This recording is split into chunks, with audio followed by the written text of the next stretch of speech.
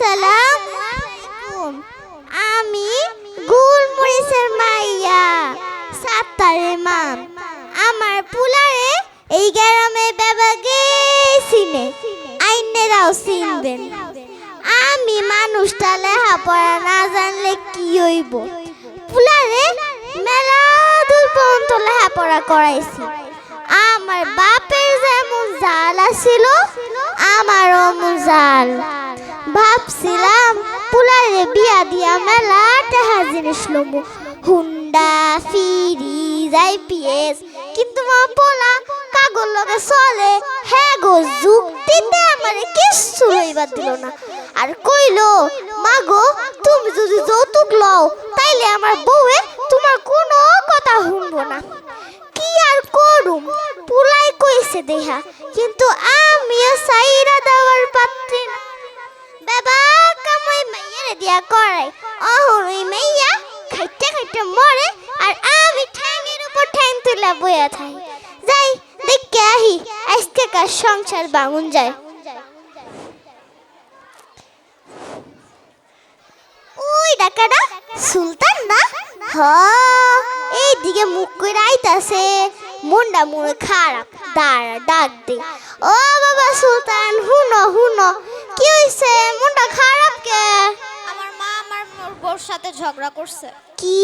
তোমার মা তোমার বউয়ের লগে ঝগড়া করছে? সি সি সি সি, অমন সোনার টুকরা বউ আনছো, এর লগে কিরা ঝগড়া করে? এটা কথা কই সুলতান, কিছু মনে কইরো না। তোমার মা না মানুষটা জন্মের খারাপ। যাই তোমার মায়ের একটু বুঝায় আহি। ওই তো পুকুর পাড়ে সুলতানের মা বইয়া বইয়া কাঁদতাছে। যাই কাটা গায়ে একটু নুনের ছিটা দিয়ে আসি।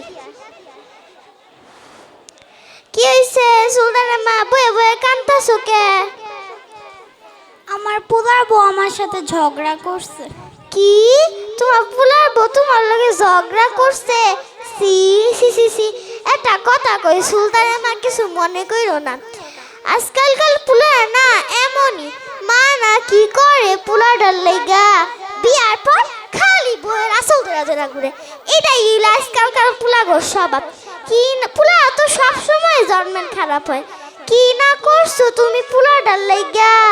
মাথায় রাহুনাই ফিফরাই খাইব দিয়া, আর মাটিতে রাহুনে উনে খাইব দেহা। ভুল কইলছি, থাকগা, সমস্যা নাই। কিন্তু হেই সারা কিনা তোমার লগে এমন করলো, এইটা আমি বুঝলাম না।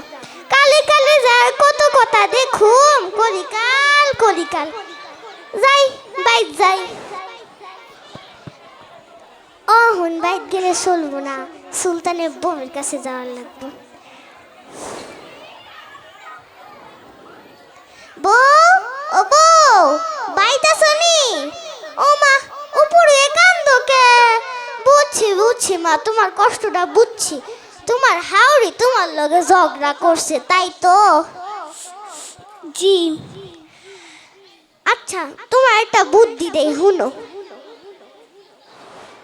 তুমি না বাপের বাড়ি যাওগা, দেখবা তোমার হাওড়ি এমন টাড্ডা লাগান ছুটে যাব। নিজে খাইয়া যাই, নিজে খাইয়া মানুষের কত যুক্তি দিমু। ওই ডাকেরা আমার সাতটাতে হিদি গাইতাছে। পুলাটা অনেক দিন ধরে কইছিল তালিমে যাইবার, আমি যাই নাই। যাই তালিমতে ঘুইরা আহি। অমন শুরু শুরু মাইয়া আমার আর কি কইব, আমি কি কম জানি? আসসালামু আলাইকুম। ওয়ালাইকুম আসসালাম। কি কইবা কও হুনি।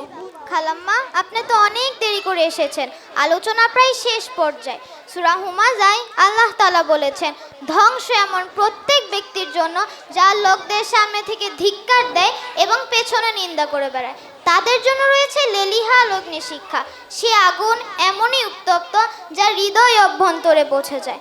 আবার সূরা লাহাবে আল্লাহ তাআলা বলেছেন, লাগানো ভাঙানো চগলখড়ি যার কাজ, তার জন্য রয়েছে খেজুরের আশির পাকানো শক্ত রশি।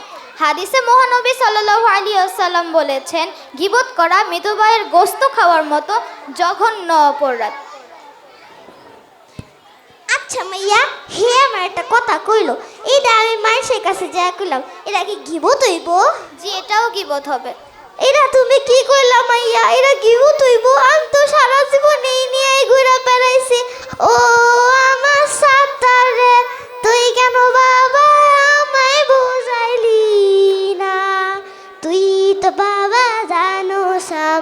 কুটনামির স্বভাব অহন তো বানাইবো আমায় দুজকের কাবাব ও আমার সাতারে তুই কেন বাবা আমায় বুঝালি না। খালাম্মা, আপনি একদমই হতাশ হবেন না। হতাশা নিরাশা আল্লাহ তাআলা একটুও পছন্দ করেন না। আপনি আল্লাহ তাআলার কাছে খাস করে ক্ষমা চান, কারণ আর যা গীবত করেছেন তাদের কাছে ক্ষমা চান, কারণ তারা যদি আপনাকে ক্ষমা না করে আল্লাহ তাআলা আপনাকে কখনো ক্ষমা করবে না। সত্যি কইছো মাইয়া? আল্লাহ আমারে ক্ষমা করব, তাইলে আমি যাগর গিবত করছি তাগর কাছে যায় ক্ষমা চাইয়া আহি। তারা যদি আমারে ক্ষমা করে তাহলে আল্লাহ আমারে ক্ষমা করব আর আল্লাহ আমারে জান্নাত দিব। আচ্ছা মাইয়া তুমি থাকো, আজ থেকে আমি নিয়মিত তালিমে আইবো। রাবা আইসিএ